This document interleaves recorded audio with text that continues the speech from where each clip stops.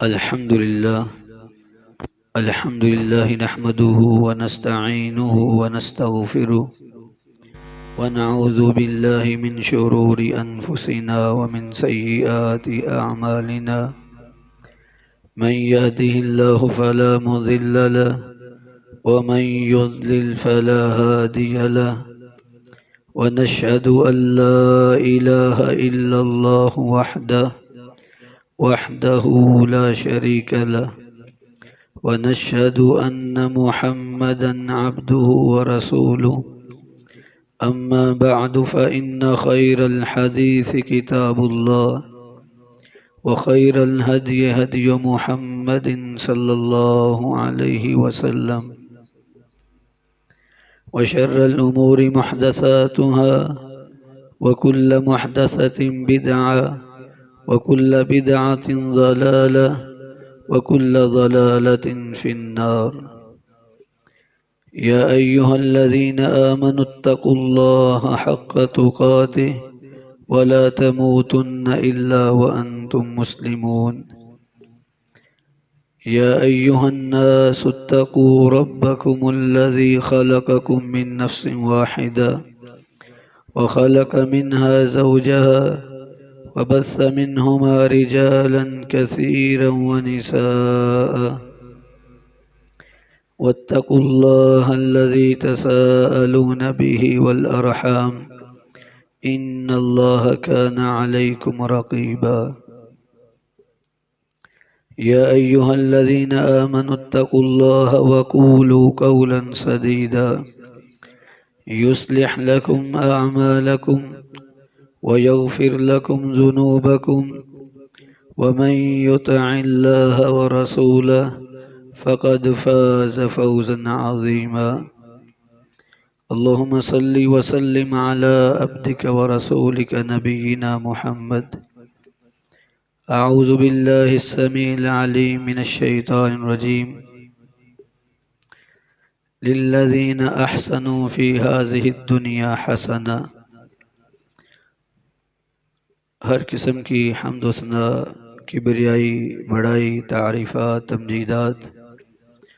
اللہ رب العالمین کی ذاتی ببرکت کے لیے بے شمار لا تعداد درود و سلام امام الانبیاء سید المرسلین جناب محمد الرسول اللہ صلی اللہ علیہ وآلہ وسلم کی ذات اقدس کے لیے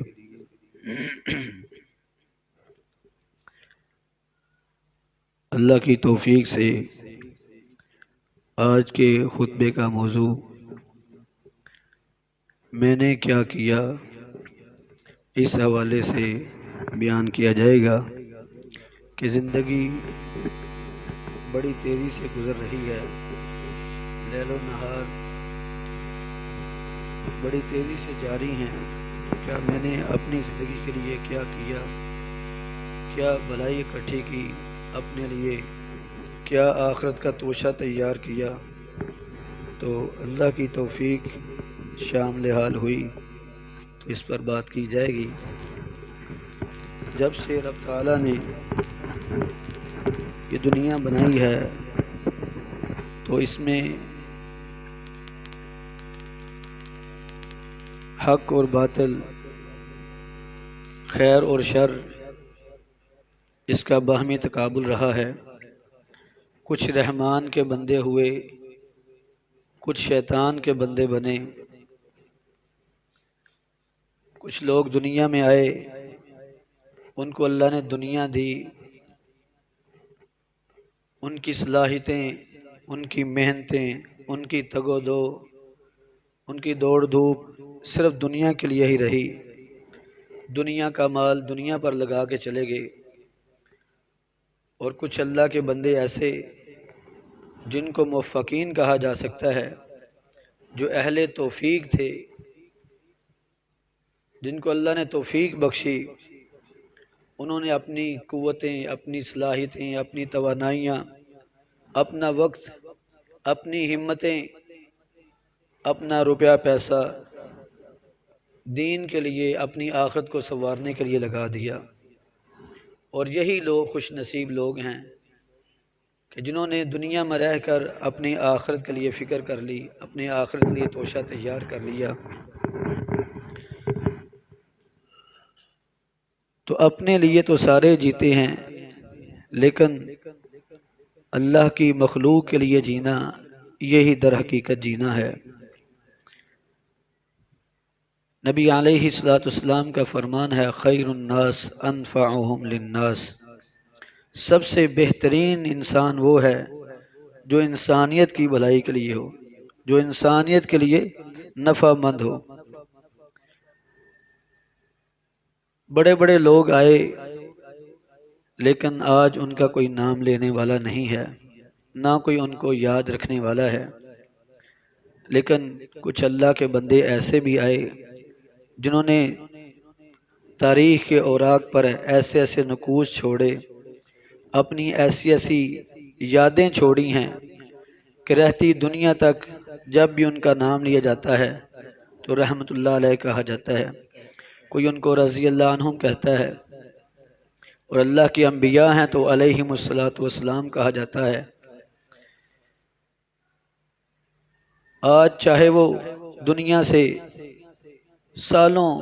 کئی سو سال پہلے بیت گئے، لیکن آج بھی ہماری زبانوں پر وہ زندہ ہیں، آج کتابوں کے اندر ان کے تذکرے موجود ہیں۔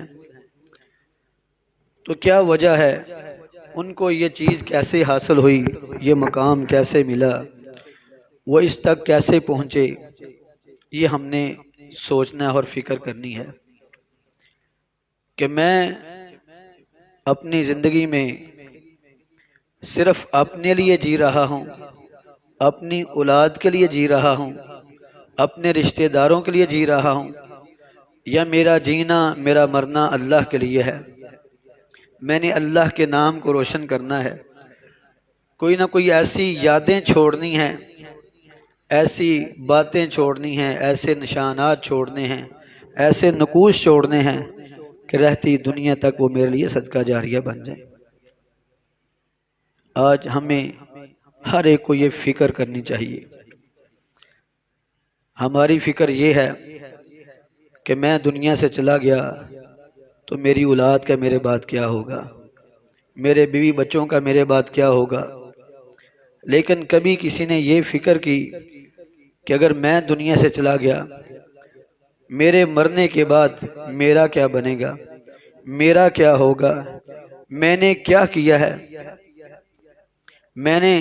اللہ کے دین کی خدمت میں، اللہ کی بندگی میں اپنے لیے آخرت کے لیے کیا توشہ تیار کیا ہے، اور ایسے بنے کہ لوگ آپ کو کھونے سے خوف محسوس کریں، پریشان ہو جائیں کہ اگر یہ بندہ ہم سے چھن گیا تو ہمارے لیے تو بہت نقصان ہوگا۔ اس لیے کسی اللہ والے نے یہ بات کہی ہے کہ موت العالم موت العالم، ایک عالم کا دنیا سے جانا ایک جہان کا دنیا سے ختم ہونا ہے، گویا کہ ایک جہان ختم ہو چکا ہے۔ وہ کیسے لوگ تھے کہ جن کو دیکھ کر لوگ کہتے تھے کہ اس آدمی کا زندہ رہنا امت کے لیے بڑا ہی مفید ہے۔ ایک محدث کہنے لگے، اگر زندگی اپنی عمر کسی کو دینے کا اختیار ہوتا تو میں اپنی زندگی امام محمد بن اسماعیل بخاری کو دے دیتا، کہ میرا جینا تو ایک انسان کا جینا ہے اور محمد بن اسماعیل بخاری کا جینا ایک پوری امت کا جینا ہے۔ کیا وجہ تھی، انہوں نے یہ مقام کیسے حاصل کیا، وہ کس وجوہات کی بنا پر یہاں تک پہنچے؟ کیا انہوں نے اپنی روٹی روزی کی فکر کی تھی؟ کیا وہ اپنے لیے جیے تھے؟ کیا ان کی محنتیں، کوششیں، دور دراز کے سفر، مصائب، مشقتیں برداشت کرنے کا مقصد کیا تھا؟ اللہ کی رضا مقصود تھی، رسول اللہ صلی اللہ علیہ وسلم کے فرامین کو اکٹھا کرنا تھا۔ مولانا سلطان محمود جلال پوری رحمۃ اللہ علیہ بہت بڑے محدث تھے، مفسر تھے، ان کا ایک شعر ہے، وہ کہا کرتے تھے، الہی جو تیرے در پہ جھک گئے ملی انہیں سرفرازیاں ہیں، ستارے بن کر چمک رہے ہیں، یہ تیری ذرہ نوازیاں ہیں۔ جو اللہ کے سامنے جھک گئے، اللہ سے منسلک ہو گئے، اپنی لو اللہ سے لگا دی، آج وہ لوگوں کی زبانوں پر زندہ ہیں، لوگوں کے دلوں کے اندر زندہ ہیں۔ ان کا ذکر ہم اپنے لیے سعادت سمجھتے ہیں۔ امام ابن تیمیہ رحمہ اللہ، ان کے بارے میں کہا جاتا ہے کہ اگر ان کی ساری زندگی کے ایام کو گنا جائے اور انہوں نے جو کچھ دین کے بارے میں جو لکھ دیا ہے، اگر ان کی کتابوں کے صفحات کو ان کی زندگی پر تقسیم کیا جائے تو یومیہ 16 صفحے بنتے ہیں۔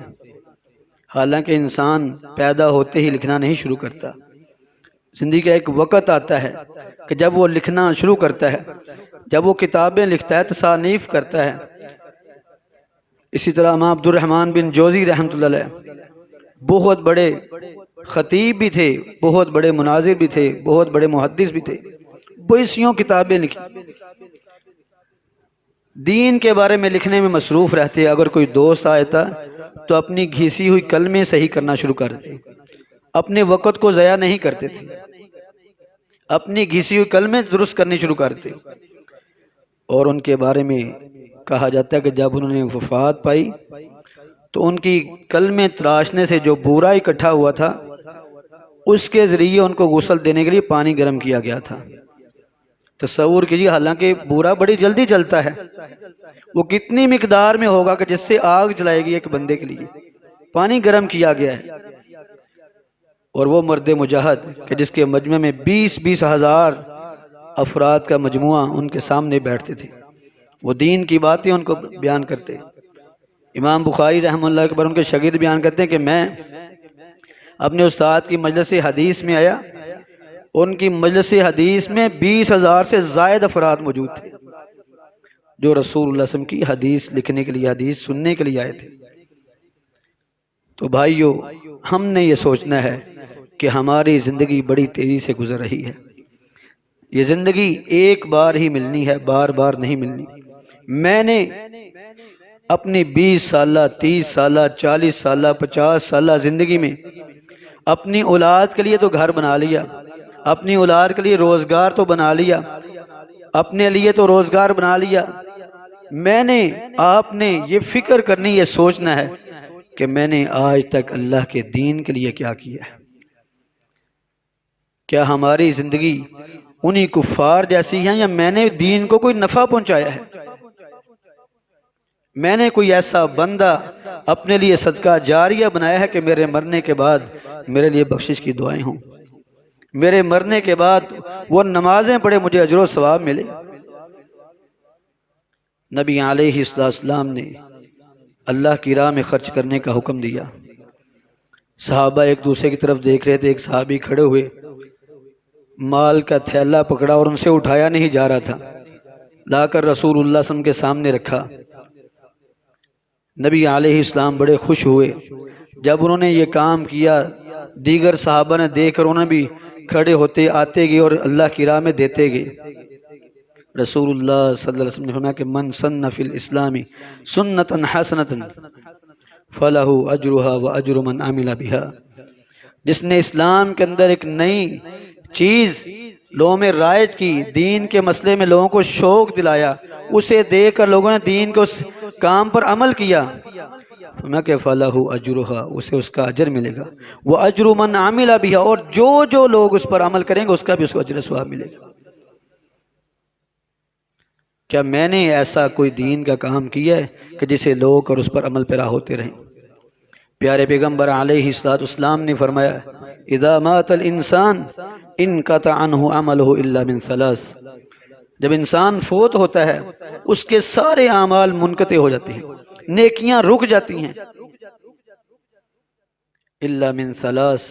3 اعمال باقی رہتے ہیں۔ صحیح مسلم کی روایت ہے، فرمایا کہ من صدقۃ جاریہ، کوئی ایسا صدقہ جاریہ کر دیا، ہسپتال بنوا دیا،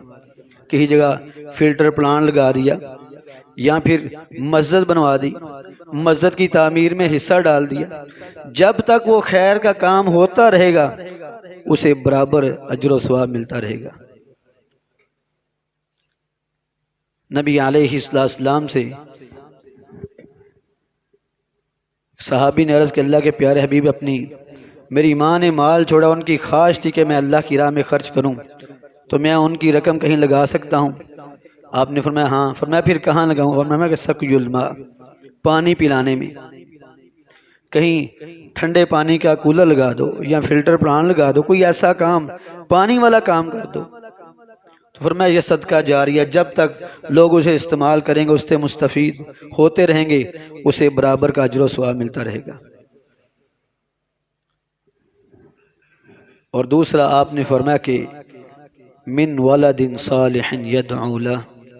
اس کی نیک اولاد جو اس کے لیے دعا کرے۔ کیا میں نے اپنی اولاد کو دنیا تو دے دی، دنیا کی تعلیم تو دے دی، دنیا کے پیچ و تاب سے تو باخبر کر دیا، کیا میں نے اپنے اولاد کو دین سے آگاہ کیا ہے، دین کے رستے پر چلایا ہے، ان کو نماز کی فکر دی ہے، ان کو اللہ کی توحید سے آگاہ کیا ہے، دین سے آشنا کیا ہے؟ من ولد صالح یدعو لہ، اگر اولاد دعا نہیں بھی کرے گی، اگر والدین کی تربیت کا اثر ہوا تو وہ جو خیر کا کام کریں گی والدین برابر کے شریک ہیں۔ کیا میں نے اللہ کے دین کے لیے یہ کام کیا ہے؟ اور میں کہ او من علم ينتفع به، یا کوئی ایسا نیکی کا علم، اچھی تعلیم، اچھی بات کسی کو بتا دی، ينتفع به، اس سے نفع اٹھایا جا رہا ہے، لوگ اس پر عمل کر رہے ہیں۔ اور میں کہا کرتا ہوں کہ رسول اللہ صلی اللہ علیہ وسلم کے دیگر انبیاء پر سب سے ذرا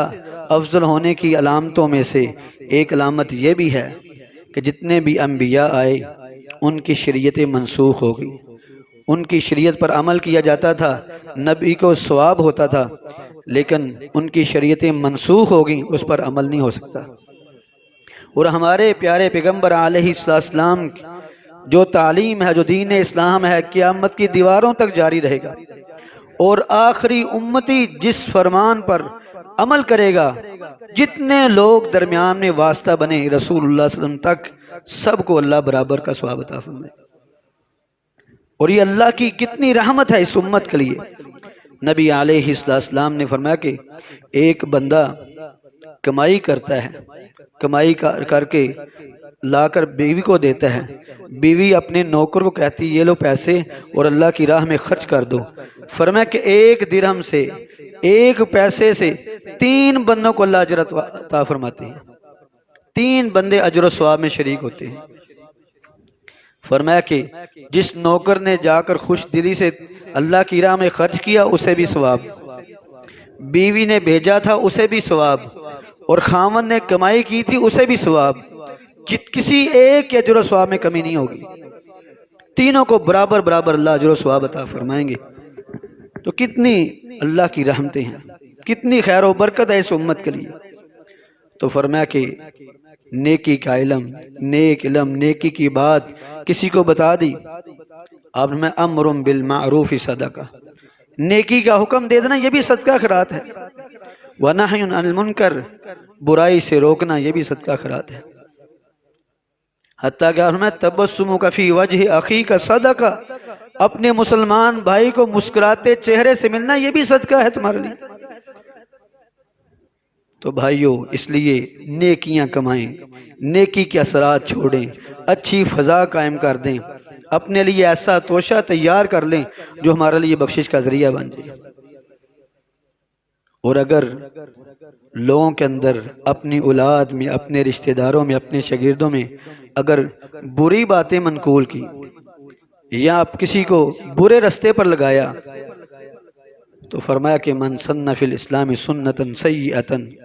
فعلیہ وزرہا وزر من عمل بہا، جس نے اسلام کے اندر کوئی غلط طریقہ رائج کر دیا اسے بھی گناہ ہوگا، اور اس نے اس پر عمل کیا اسے بھی اس کا گناہ ہوگا،